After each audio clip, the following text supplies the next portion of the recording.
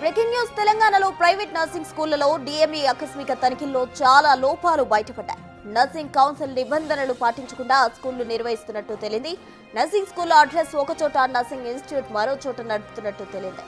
చాలా చోట్ల teaching faculty లేనట్టుగా తనిఖీల్లో గుర్తించారు.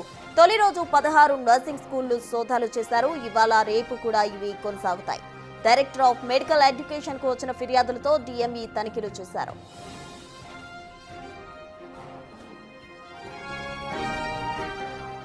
హైదరాబాద్, రంగారెడ్డి, మేడ్చల్, మల్కజ్గిరి, నల్గొండ జిల్లాలో పలు నర్సింగ్ స్కూల్స్, కాలేజీల్లో డిఎంఈ అకాడమిక్ అధికారులు తనిఖీలు చేపట్టారు. ఒక్కో ఇన్స్టిట్యూట్ కు 2 చొప్పున 46 మంది అధికారులు రైడ్స్ చేశారు. 23 నర్సింగ్ స్కూళ్లపై ఫిర్యాదులు రాగా మొదటి రోజు 16 ఇన్స్టిట్యూట్స్ లో సోదాలు చేశారు. చాలా నర్సింగ్ స్కూళ్లు, కాలేజీలకు అనుబంధంగా లేని పేరెంట్ హాస్పిటల్స్ ఉన్నాయి. ఒకే బిల్డింగ్ లో 6 నుంచి 8 స్కూళ్లు నిర్వహిస్తున్నారని, కనీస వసతులు కూడా లేవని సోదాల్లో తేలింది.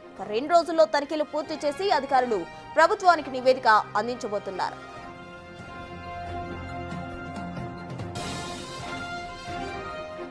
నర్సింగ్ స్కూళ్లు, కాలేజీల తనిఖీలకు సంబంధించి తాజా అప్డేట్స్ మా ప్రతినిధి అంజుమా అందిస్తారు. అంజుమా, నర్సింగ్ స్కూళ్లలో ఇప్పటికే డిఎంఈ కూడా అటు తనిఖీలు చేయడం జరిగింది. మొత్తంగా 23 ప్రాంతాల్లో కూడా 46 మంది వరకు కూడా తనిఖీలు చేస్తున్నారు. కంప్లీట్ డీటెయిల్స్ ఏంటి అంజుమా?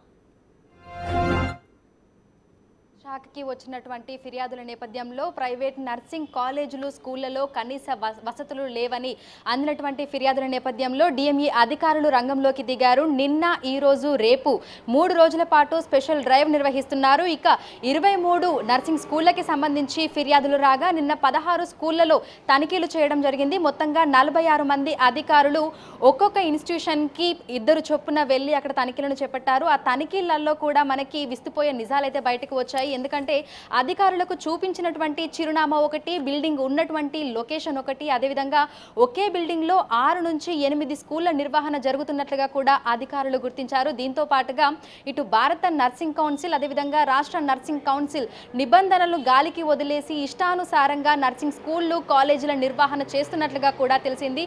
దీని మీద అధికారులు ఈ 3 రోజుల పాటు స్పెషల్ డ్రైవ్ నిర్వహించి ఇందుకు సంబంధించినటువంటి నివేదికను వైద్య ఆరోగ్య శాఖ మంత్రి దామోదర రాజ నరసింహకి కూడా వీళ్ళు సమర్పించనున్నారు. అదేవిధంగా ఇటు డిఎంఏ అధికారులు వస్తున్నటువంటి సమాచారం ముందుగానే ఆయా ఇన్స్టిట్యూషన్లకు కూడా లీక్ అయినట్టుగా మనకు తెలిసింది. నిన్న ఎక్కడెక్కడైతే రైడ్స్ జరిగాయో ఆయా ప్రాంతాలకు బిగ్ టీవీ ప్రతినిధులు వెళ్లడం జరిగింది. అక్కడ ఫ్యాకల్టీని, విద్యార్థులని అడిగినప్పుడు డిఎంఏ అధికారులు తమ ఇన్స్టిట్యూషన్కి రాబోతున్నారు అనేటువంటి సమాచారం యాజమాన్యానికి ముందే అందిందని, ఈ నేపథ్యంలోనే వారందరూ కూడా జాగ్రత్త పడ్డారు అనేటువంటి విషయాలు కూడా వెలుగులోకి వచ్చాయి. నిన్న 16 నర్సింగ్ స్కూళ్లు, అదేవిధంగా కాలేజీలలో రైడ్స్ నిర్వహించడం జరిగింది. ఈ రోజు, రేపు మిగతా ఇన్స్టిట్యూషన్స్లలో కూడా రైడ్స్ అనేవి కొనసాగనున్నాయి. ఇందుకు సంబంధించి కూడా ఇప్పటికే అధికారులందరూ కూడా రంగంలోకి దిగారు. నిన్న 16 స్కూళ్లలో, అదేవిధంగా కాలేజీలలో తనిఖీలు నిర్వహించినప్పుడు సరైన సిబ్బంది లేరు, అదేవిధంగా మౌలిక సదుపాయాలు లేవు అనేటువంటి విషయాలు కూడా వెలుగులోకి వచ్చాయి. సాధారణంగా